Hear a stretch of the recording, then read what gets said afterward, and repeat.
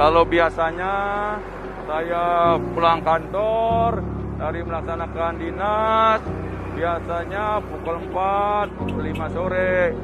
Tapi dengan adanya perhelatan G20 ini, saya mengikhlaskan untuk menambah ekstra tenaga demi kesuksesan G20 di wilayah Bali ini.